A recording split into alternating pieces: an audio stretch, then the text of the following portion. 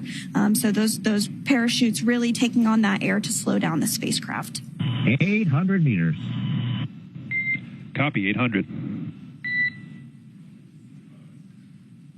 Like you said, Commander Matt Dominick will continue to report altitude every 200 meters. So we just heard the 800 meter call out.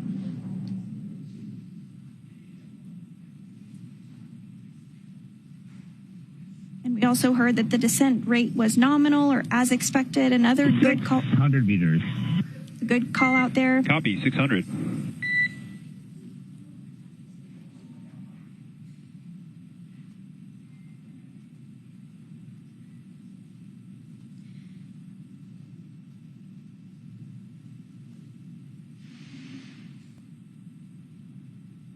Continuing to get great views from the WB-57 as Crew 8 is nearing splashdown. 400 meters.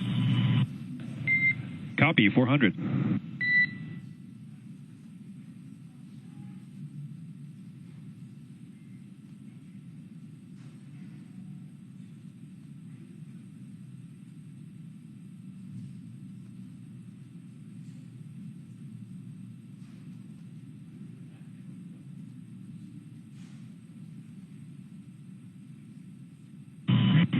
Meters, bracing.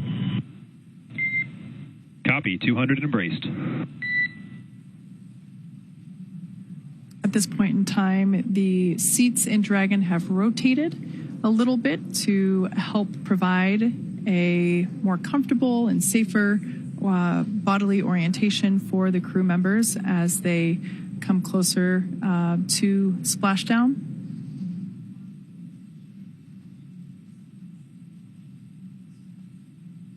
Like we said before, the capsule's going about 15 or 16 miles per hour.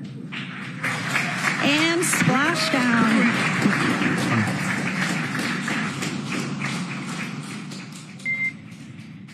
And Endeavour, we see the same. On behalf of SpaceX, welcome home. And as you can see on your screen, we do have visual confirmation. This team's what an incredible ride.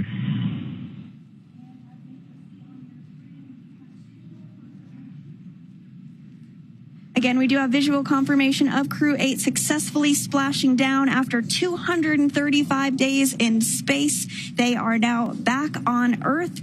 Dragon Endeavour has returned home, and NASA astronauts Matt Dominick, Mike Barratt, and Jeanette Epps, and Roscosmos cosmonaut Alexander Grebenkin are back on Earth after an approximately 34-hour return journey from space. As you can see, SpaceX recovery ship and team have been waiting for Dragon splashdown, and they're now making their way to the splashdown location. Teams have been ready and waiting about 3 nautical miles away, so it's going to take about 30 minutes for them to make their way to Matthew, Michael, Jeanette, and Alexander. They're inside Dragon. We can see there the recovery lights shining some light onto the Dragon capsule. Now, immediately after splashdown, the Dragon capsule automatically cuts the lines. Dragon, we share water, operating flight control state.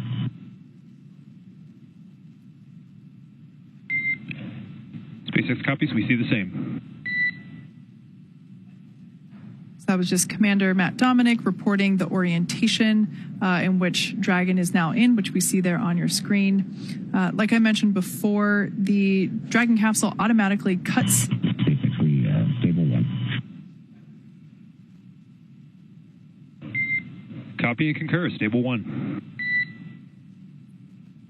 Dragon automatically cuts the lines to the parachutes, so we will see some of the recovery team in the fast boats, which are now approaching the splashdown site. We'll see a couple of those boats divert over to where the parachutes landed as we will retrieve those from the water. We will also see a fast boat approach the Dragon capsule. That team is responsible for making sure that there are no remaining hypergolic residue on the capsule after it has spent significant time in space. Those hypergolic propellants are what are used to maneuver Dragon on orbit, and they are toxic to people here on Earth. And so we want to make sure that the recovery team is safe, so we'll see that fast boat approach and perform initial safety checks to make sure there are no hypergolic residuals there on the exterior of the capsule. We'll then see that team begin to rig up the Dragon capsule with some fittings, some straps that will ultimately be utilized to lift the capsule on board our recovery vessel, Megan. And we did have a good view there just a minute ago, and you can kind of see it here. The water is almost mirror-like. It's quite smooth. Very beautiful weather there off the coast of Pensacola for these recovery operations. So as you mentioned, they are going to begin to assess capsule safety. We do see some of those fast boats begin to approach, and they're going to do some of those sniff checks, make sure that everything is as expected before they continue with the operations of bringing Dragon closer to the recovery vessel and then eventually lifting it on. So we are now eagerly awaiting the recovery of our Dragon spacecraft with NASA astronauts Matthew Dominick, Mike Barratt, and Jeanette Epps, as well as Roscosmos cosmonaut Alexander Grebenkin inside. So Dragon has already autonomously completed several steps to safe itself following splashdown, and we are continuing to see those views of the fast boats. They do have the go to approach. So for those of you just joining us, the mission has gone smoothly so far. Dragon successfully splashed down off the coast of Pensacola at 12:29 a.m. Pacific, 3:39 a.m. Eastern this morning. SpaceX is go for recovery personnel to approach. Expect personnel alongside in approximately 1 minute. Okay. You guys are fast. I always love that call out because, you know, it is not common to have people on the outside of your spaceship. So I love that we just give the team a heads up that they should expect people to begin climbing around their Dragon capsule. Now, approximately 34 hours ago, Dragon autonomously undocked from the International Space Station, completed a series of departure burns, jettisoned its trunk section, and then, as we saw just a little bit ago, performed its final burn, the deorbit burn, which placed the Dragon capsule on a trajectory toward Pensacola, Florida. Dragon successfully re-entered the Earth's atmosphere, followed by deployment of its parachutes to slow the spacecraft down to a gentle splashdown. So we're now going to follow along with the final part of Matthew, Michael, Jeanette, and Alexander's journey as Dragon is prepared to be lifted out of the water and placed on the recovery boat. And you might have heard a call out a couple of minutes ago for something called Stable 1. There's a couple of different configurations that Dragon can land in. Stable 1 is the configuration that we are hoping for. So this means it's in the ocean and upright as expected, as you see on your screen as the lights do shine on it. So those fast boats continuing to approach and get closer. These will be the first human beings that Crew 8 has seen outside of their spacecraft since they were being strapped in ahead of launch by the closeout team at the Kennedy Space Center in Florida. So upon detection of landing, Dragon automatically did release the main parachutes to prevent wind from pulling the spacecraft. And then Dragon automatically safed its pyrotechnics still present on the spacecraft and automatically performed additional minor system reconfigurations if needed. So the astronauts will remain seated and in their spacesuits at this point, but the onboard air conditioning keeps things temperature regulated inside the spacecraft so they can be comfortable, and the communication systems on board remain powered so the crew can continue to communicate, and we'll likely hear some of those calls back and forth from the ground to the crew inside Endeavour.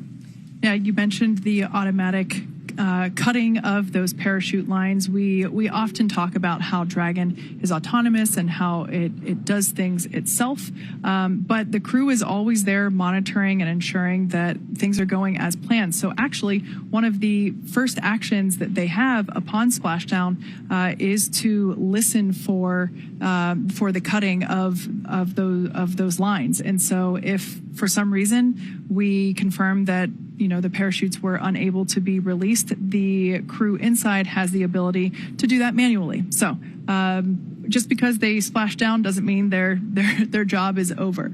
Now, in this view here, we can see some of the recovery team there in the fast boats that got that go to approach. We have 2 fast boats in the recovery fleet, which you see there, that have moved rather quickly to that splashdown point. They are being followed by one of the main recovery vessels, which will move into position upwind of the spacecraft. We put it upwind just in case there are any residual hypergolic elements there on the exterior of the capsule. So putting the larger recovery vessel upwind before having the confirmation that there are no residuals, key safety check there. The 2 fast boats have very specific roles. Their first view of our second fast boat. The first one is focused on immediate safety inspection of the spacecraft integrity and checking for any presence of those hypergolic propellant vapors. And this helps ensure that it's safe for the recovery vessel to approach Dragon as well as the rest of the recovery team. Once Dragon... Hypergol sweeps and unfired ordnance checks are nominal. Rigging is in progress. Approximately 25 minutes until capsule lift. Standby for PMC with the ship flight surgeon and Hawthorne flight surgeon. Dragon. All right, great news there. So we got confirmation that those safety checks are complete. So we'll now see the recovery team begin to place the required straps and harnesses around, as you can see there, around the Dragon capsule. We also heard confirmation that the words that were used were unfired ordnance. Those are those pyrotechnics that are utilized to fire the parachutes at the appropriate time, so confirmation that those have been saved. And we also heard PMC, that stands for Private Medical Conference, and that is an opportunity to speak with the flight surgeon and to give a rundown on how the crew is feeling. As we mentioned earlier, we have 3 spaceflight rookies, although they're not rookies anymore now that they're back on Earth, and 1 veteran, so Michael Barratt, this is he has now completed 4 space flights. So it's a good opportunity even for everyone to check in with the surgeon and let them know how they're feeling. And of course, that is private. Now, we did get that all clear for full approach. So like I said, that you can see that the team beginning to rig up the spacecraft for the recovery by the recovery ship. That second fast boat, which we see coming in and out of screen, is responsible for parachute recovery and also serves as a redundant boat to the first fast boat. We'll also get to see a team member on a jet ski helping to gather up those parachutes that are now detached. And it will take a little over 10 minutes for the recovery crew to complete their safety checks. But once complete, the crew will begin preparing Dragon to be lifted onto the recovery vessel. And again, we do see that rigging process underway. As part of the preparation for this lift, 1 member of the recovery team will climb on top of the spacecraft, as you see, so they can attach all those hoist rings and connect the lifting lines. So it does typically take us less than an hour to raise Dragon to the recovery boat and remove the crew from the spacecraft.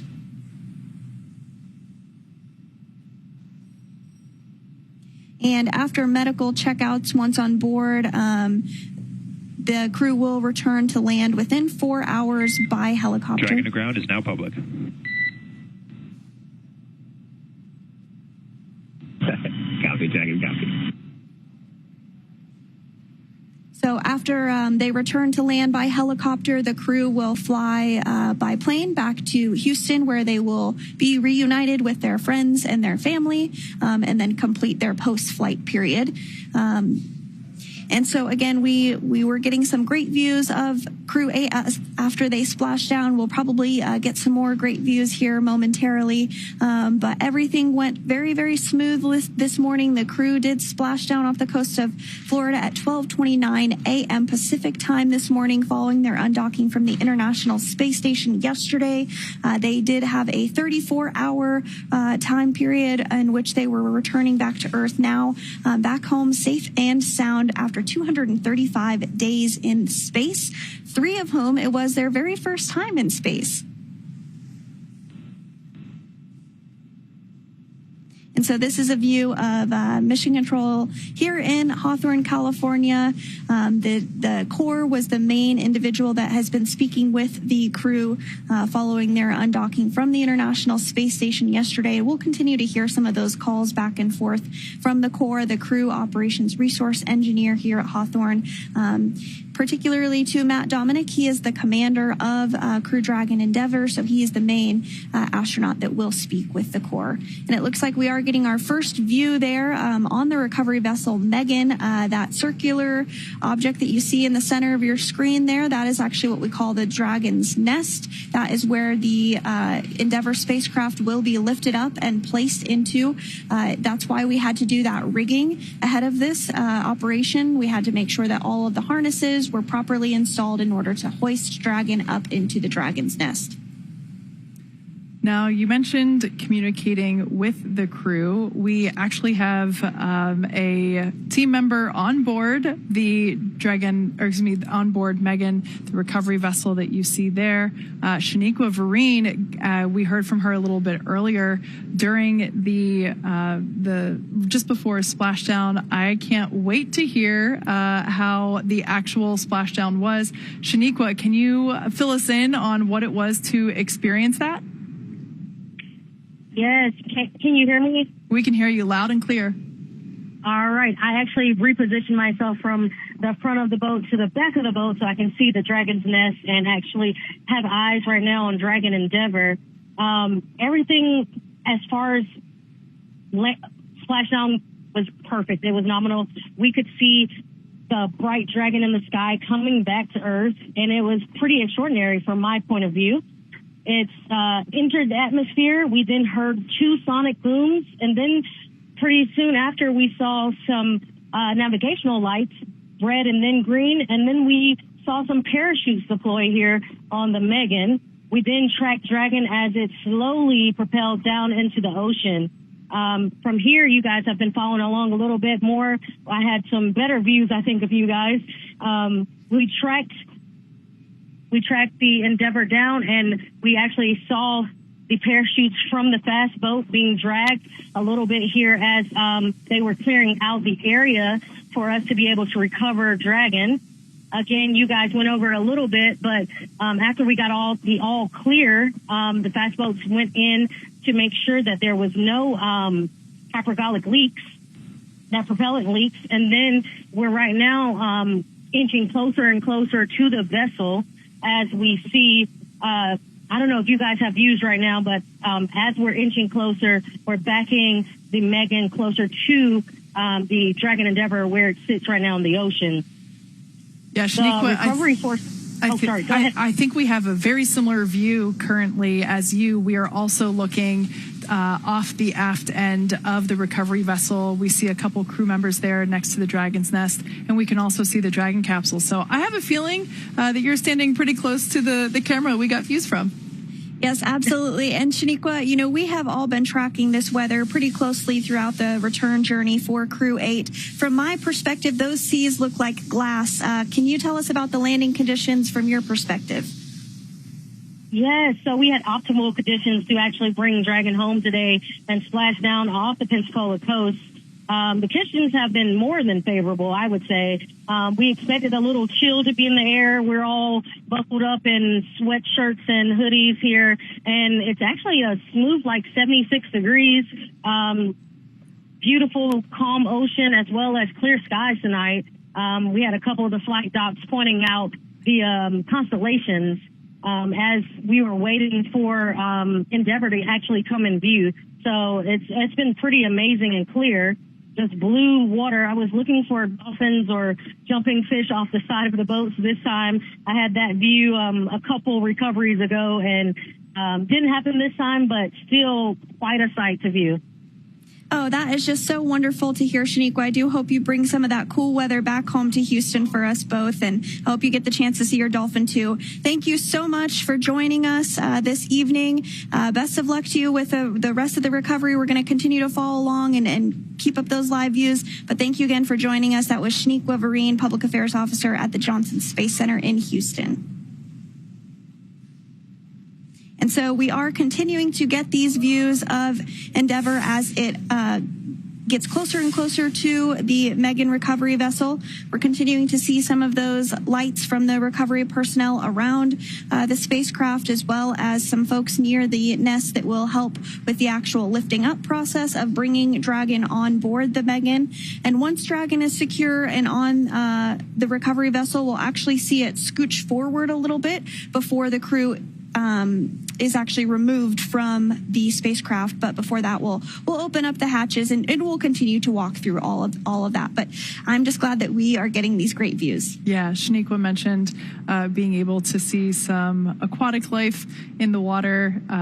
This is always fun to watch folks as we prepare the Dragon capsule to be lifted onto the deck of the recovery vessel. This is one of the moments that haunts my nightmares personally. Dark water, there may be, I know it's highly unlikely and it's one of those kind of like fear things, but to me there's sharks in there and other scary oceanic beasts, but I think Shaniqua, it has more luck with a dolphin than scary aquatic beasts. That's just, in my head, that's what's there. So we can see their recovery team members standing by as they have already begun to prepare to lower the vessel's hydraulic lift mechanism into the water, and that will help bring the spacecraft into that on-deck translation system, as you have heard us refer to as the nest. Dragon will remain in that nest during crew extraction and then for the journey back to port. So what is not super clear from this view, the Dragon capsule will be lifted into that nest, and then that nest will translate toward the camera that we are looking from now. So that nest will translate toward the forward end of the recovery vessel, and that is where the extraction platform is located. The crew we can see there in the background is continuing to prepare the Dragon capsule. We can actually see one of the recovery team members. This is probably the best view we've had of them so far, but we can actually see one of the recovery team members on top of the capsule, helping to secure the rigging and the straps necessary to safely lift the Dragon capsule out of the water. And once open, a SpaceX medical doctor will be the very first one to check in on Matt, Mike, Jeanette, and Alexander, just to see if they're ready for egress or getting out of the spacecraft. So while Dragon's top hatch is used to connect to the space station, and that's kind of that pointy part that you're seeing at the top of the spacecraft. On the other end is the heat shield. The top hatch is used to connect to the space station. The astronauts will egress from Dragon's side hatch, pending capsule orientation in the water, which, as we see, is in stable one, so they will be able to use that side hatch. But there are multiple options. So if Dragon were to splash down in a different orientation, they could egress from the top hatch as well. So either option works, but today we will be using that side hatch. Before opening the hatch, the spacecraft's cabin pressure must be equalized with the outside environment, but it actually is equalized because we're here on Earth. So once the hatch is opened, that will be the crew's first breath of fresh air since boarding Dragon at the start of their mission all the way back in March, which is hard to believe. That was almost 8 months ago. Yeah, time does fly. So this is a cool view here. I believe this is a drone shot that we have, and you can really get a sense of distance between the recovery vessel and the Dragon capsule and the speed at which the recovery vessel approaches Dragon. It is slow and steady, carefully choreographed, as pretty much everything in spaceflight is. And we can see the recovery team in the fast boat still working to prepare Dragon Endeavour to be lifted out of the water. We heard during the we heard in the post-deorbit burn debrief that the weather was really good. We can see that here live on screen. The wave height predicted was 0.6, so really mild. We can see almost a glass-like surface there on the water, and only a wind speed of only 3 knots. So overall, a beautiful evening for a Dragon to splash down. And we are getting some good visuals there of the helicopter pad on top of the recovery vessel Megan there. You can see the green lights of the helicopter pad. Once the crew is out of the spacecraft, they will depart back to the coast of Florida on board a helicopter before flying back to Houston and being reunited with their families at Ellington Field in Houston. So continuing to get those really great views there. It looks like the rigger is still on Dragon, if I'm seeing that correctly. Yeah, they're standing in the bay where the main parachutes were housed prior to being deployed. That's right. And it looks like that rigger this evening is Troy Werner. So we might get the opportunity to see him as he jumps off of the spacecraft, which is Kate's worst nightmare. Yes. A moment I feel things for that individual when I see them perform that, and it's really admiration that they have the bravery to do that, especially at night. Yeah, we can see him standing there in that bay where... Dragon, SpaceX, comm check. Loud and clear, House. Loud and clear as well. Transition from audio from Tidris to Megan successful. Rigging has been complete. Approximately 5 minutes until capsule lift. Copy, 5 to lift.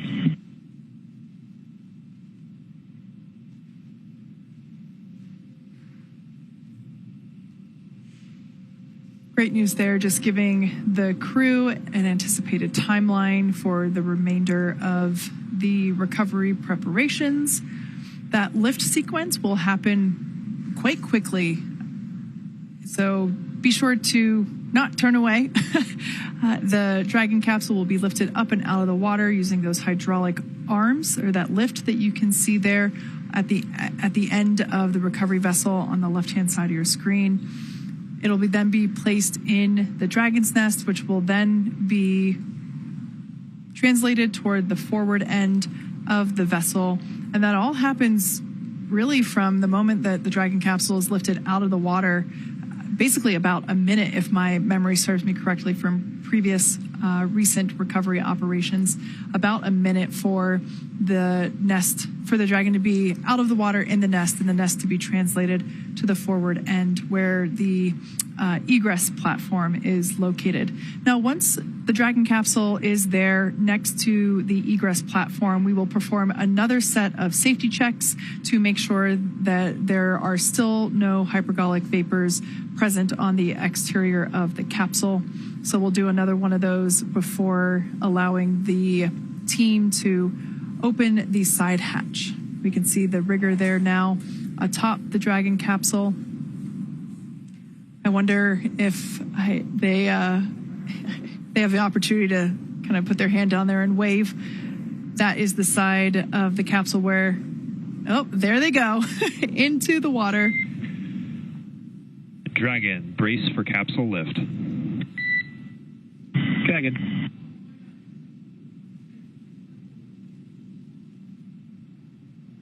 All right, lift now underway as we bring Dragon Endeavour out of the water. A great view from our drone.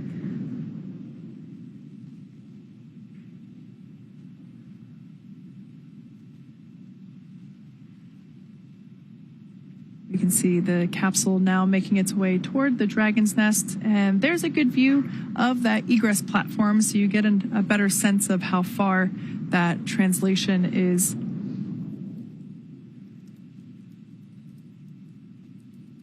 So you can see some seawater there resting in the main parachute bay. Once the Dragon is translated forward, we will see the team rinse off the capsule using fresh water to help arrest any corrosion that may be underway due to the presence of that salt water. Salt obviously being corrosive to metallics, and we want to prevent that as our Dragon capsules are reused. And we are really starting to see kind of that toasted marshmallow effect because of re-entering into the Earth's atmosphere there. And then we did see a view of the side hatch. We'll continue to see that come into more view, especially as Dragon is translated a little bit closer. Dragon, welcome aboard the recovery vessel Megan. Recovery personnel are completing their final checks. Stand by for translation to the egress platform. Dragon copies. And so Crew 8 is now aboard the recovery vessel Megan after splashing down off the coast of Pensacola at 12:29 a.m. Pacific time this morning. The recovery vessel Megan is actually named after NASA astronaut Megan McArthur, who was selected as an astronaut in 2000. She flew on Space Shuttle STS-125, which was the final space shuttle mission to the Hubble Space Telescope. And it actually helped to successfully improve the the Hubble's capabilities and extend its life. And then she also flew on Crew 2. Yeah, she was actually the pilot for Crew 2.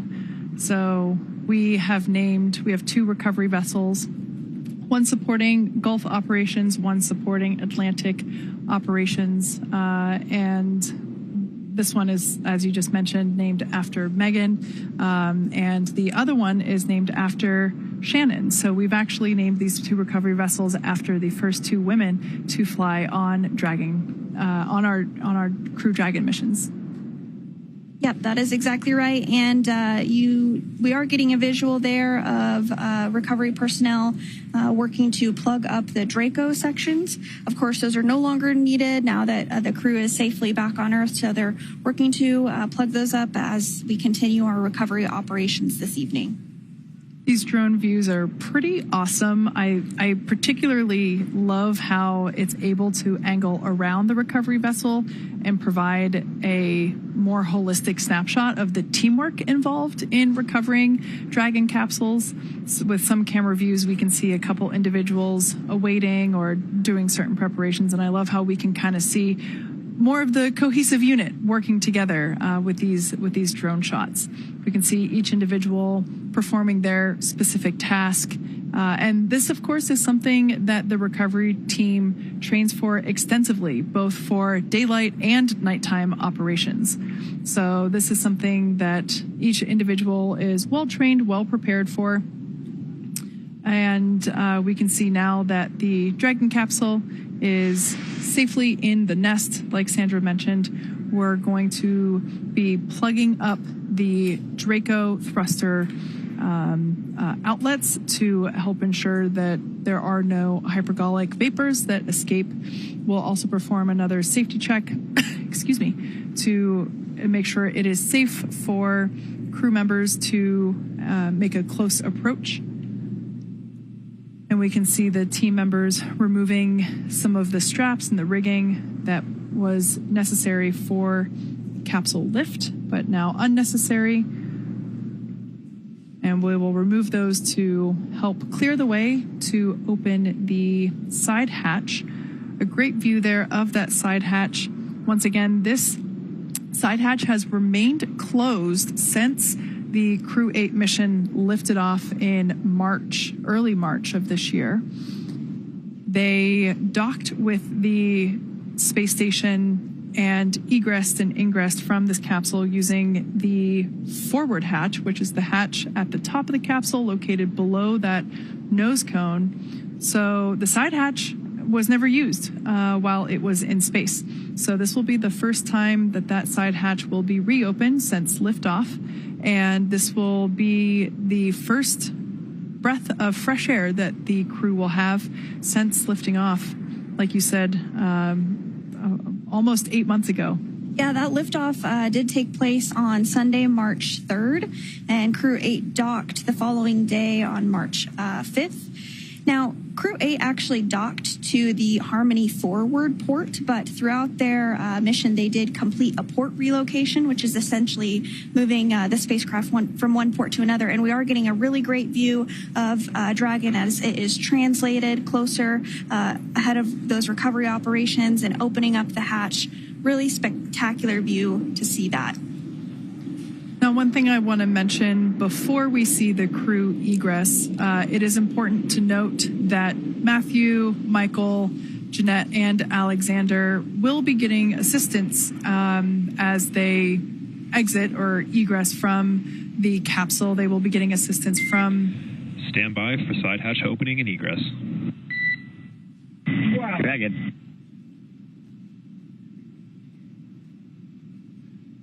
All right. So like I was saying, the team will be getting assistance from the recovery folks that you see there while they exit the spacecraft.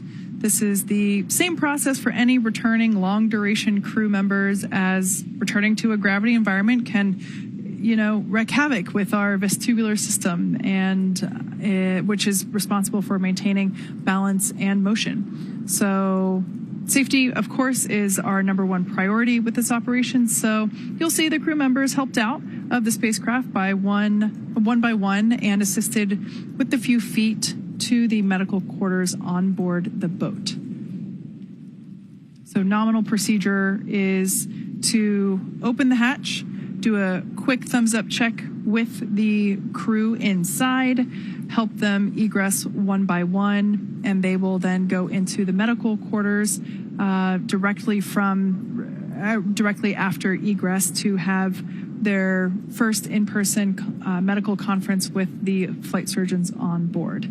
So that will happen for all 4 crew members.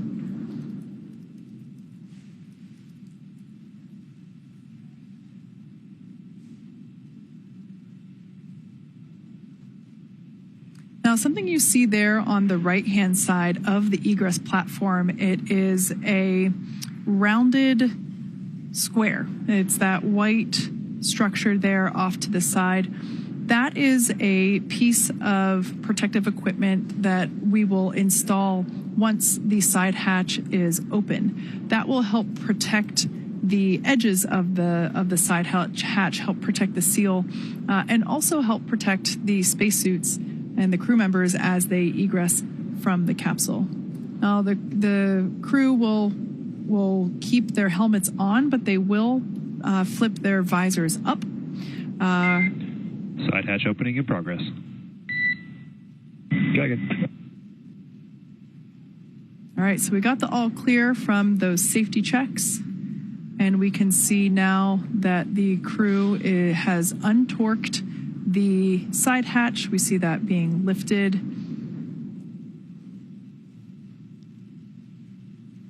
We can see that protective piece being put in place.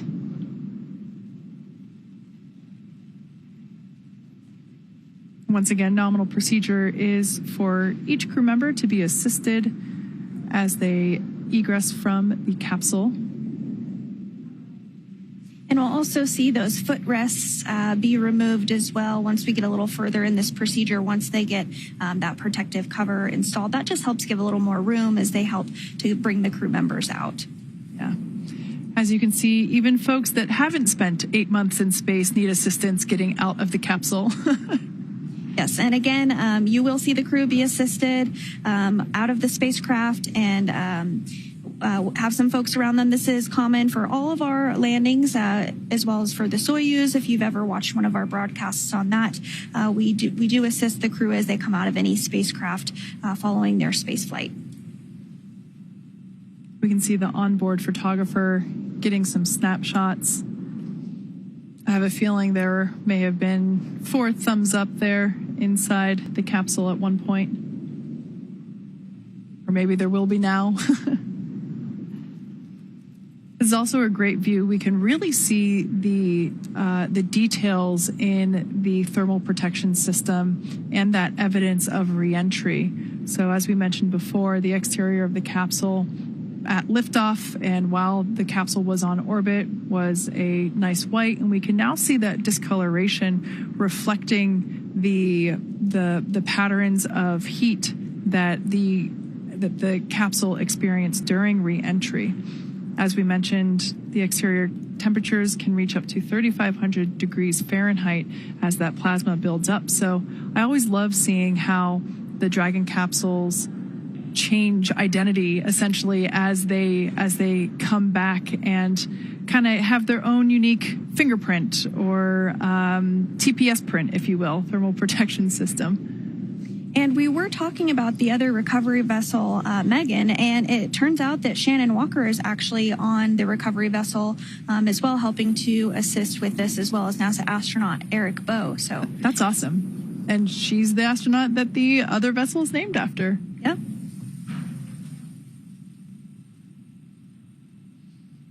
So we can see the recovery team continuing to place the assistive and protective pieces around the capsule. Like Sandra mentioned, we'll see those footrests come out. That helps provide a little bit more moving space for the team to assist the astronauts as they egress.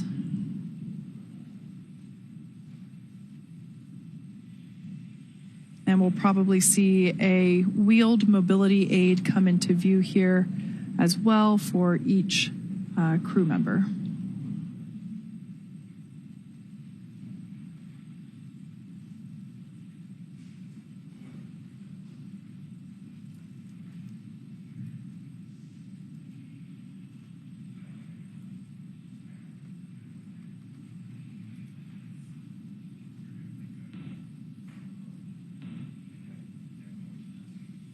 So if you are just joining us this evening, Crew 8 has splashed down off the coast of Pensacola, Florida at 12:29 a.m., ending their 235 days in space.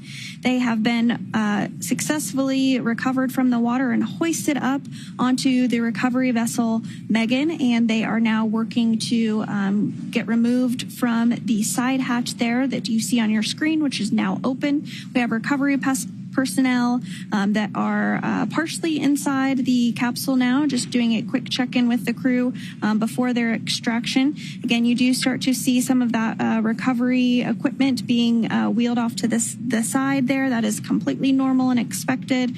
We do this for all of our returning crew members after their space flight, so you will see them be assisted onto that before they are wheeled away to do some additional medical checks before boarding a helicopter and flying back to Houston, back to the coast of Florida before they fly on a NASA plane to Houston to be reunited with their loved ones at Ellington Field. Something I want to point out while we have this particular camera angle, we can see the window, the crew window there, kind of frosted over due to the effects of that high heating during re-entry. That is the side where Jeanette Epps is seated. Now, above that window, you see basically looks like this circular hole. And that is actually one of two bays, if you will, where the drogues are fitted into. So there's one on each side, as there are two drogue parachutes. And you can also see around the side of the hatch where the lines that connect the drogue parachutes to the main parachutes, you can see how those run around the edge of the side hatch as well. So kind of a cool view to show some of the re-entry systems, or excuse me, the re-entry and splashdown systems used for our astronaut return. And it looks like we are starting to see the first crew member be extracted. I'm not sure if that will be Commander Matt Dominick or Mike Barratt, but it is typically one of those middle seats because they're easiest to reach.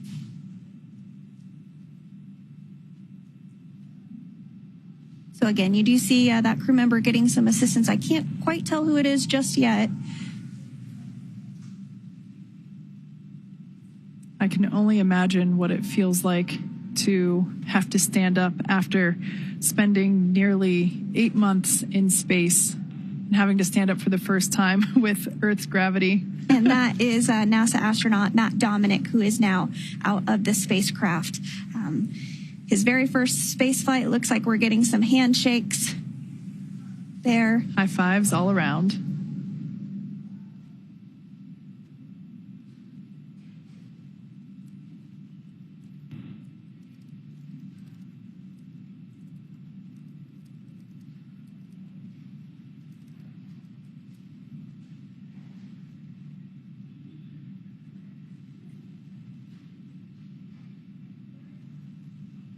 For those that have just recently joined us, you can see that the Dragon capsule carrying our Crew 8 members has successfully splashed down and been recovered from the splashdown site off the coast of Pensacola, Florida.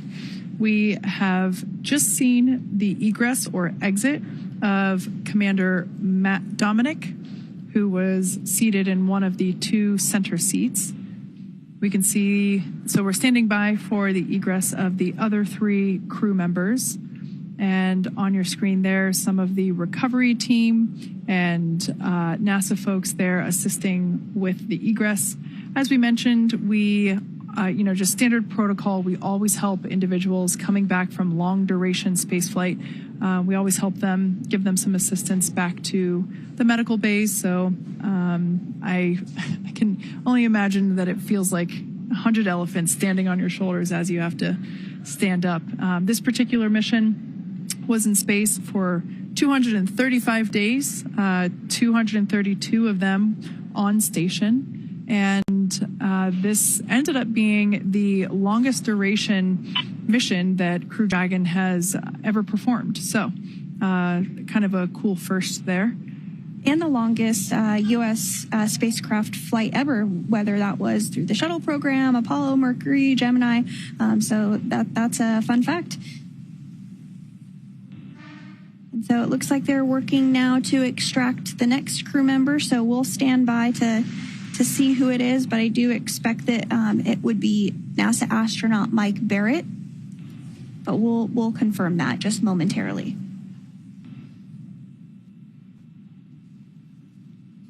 In addition to the individuals standing around the outside, there's also a recovery team member inside the capsule assisting with the egress. And that is NASA astronaut Mike Barratt. This is he is the veteran on this spaceflight. The other three flyers on board Crew 8 were all rookies.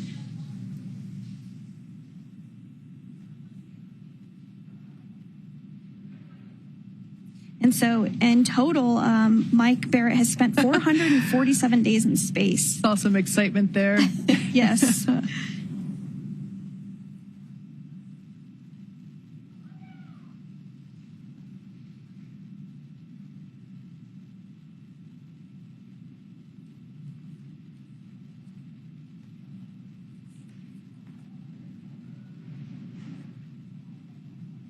So remaining inside Endeavour is NASA astronaut Jeanette Epps, as well as Roscosmos cosmonaut Alexander Grebenkin. So we'll see who comes out next. You do see those footrests as they are removed from the spacecraft to give a little more space for recovery personnel to assist the crew members out. I think it looks like we might be getting Jeanette Epps next.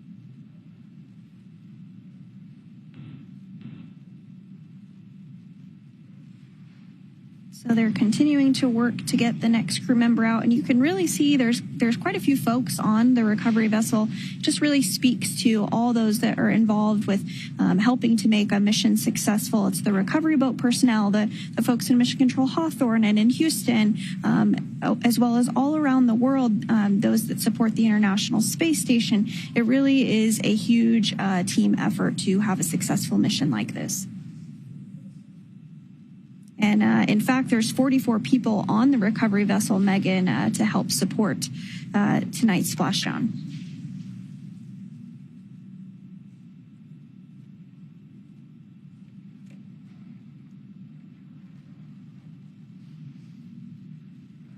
Once again, we're standing by for the egress of our final 2 crew members. Yeah, it looks like NASA astronaut Jeanette Epps will be the next one to exit.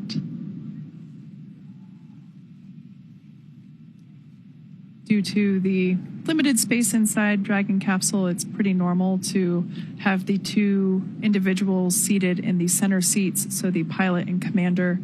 It's pretty normal to have them egress first, as it helps give a little bit more working room there within the capsule for the crew members and the recovery team members.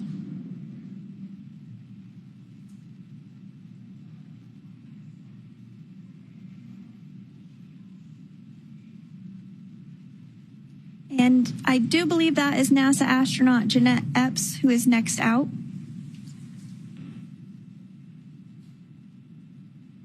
Yep, Jeanette Epps was the next one out. So Aleksandr Grebenkin will be next. Again, this was her first space flight. Some quick waves. Round of applause.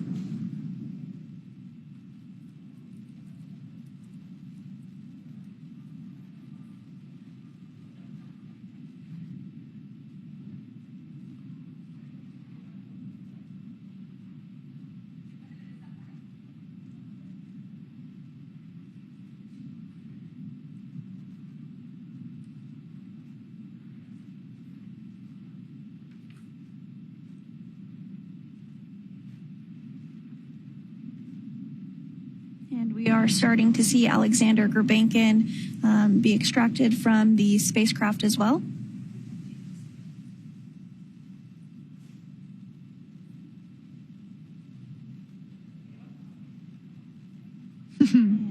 Some thumbs up.